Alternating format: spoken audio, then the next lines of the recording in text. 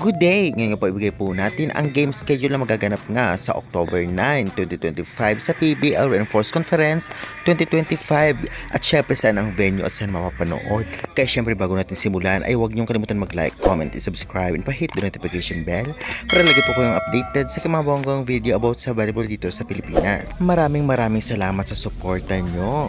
Syempre, agad-agad, huwag na po nating patagalin pa at nang ibigay agad ang game schedule na magaganap nga sa October 9, 2025. Narito po. Unang maghaharap nga ay ang Galleries Tower High Racers versus Petrogas Angels 4 p.m. at ang venue nito ay City of Dasmariñas Arena. Second game naman ay talagang laban naman ng Farm Fresh Foxes versus NX-led Chameleons.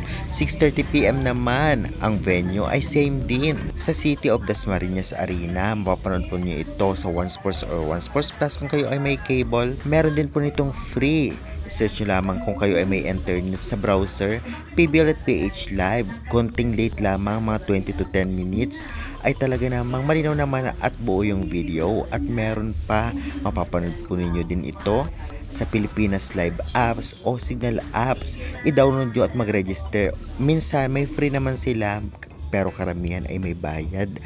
Ngunit ang bayad naman ay abot kaya 1 month na. Kaya syempre tinan na lang po ninyo ang mga plan. Kaya good luck na lamang. Well, kung ating napansin ay ang ilang teams ng first game o opening ng PBL Reinforced Conference 2025 ay hindi pinalaro ang mga imports nito. Kaya parang all Filipino ang nagbakbakan dito. Dahil nga sa nagka-issue ang PNBF at PBL management. Ano kaya ito? Grabe, sayang naman. Excited pa naman ang iba na manood sa venue dahil akala nandun na at maglalaro na ang imports, at ang iba naman excited sa kanilang bahay dahil makikita na ang mga imports kung gaano kalalakas. Well, kaabang-abang kung makapaglalaro na nga ba ang kanilang imports ngayon sa second day ng PBL Reinforced ngayong October 9, 2025. Kaya guys, anong say nyo? Syempre, excited na ba kayo? Comment nyo na yan at huwag kalimutan mag-like and subscribe for more updates.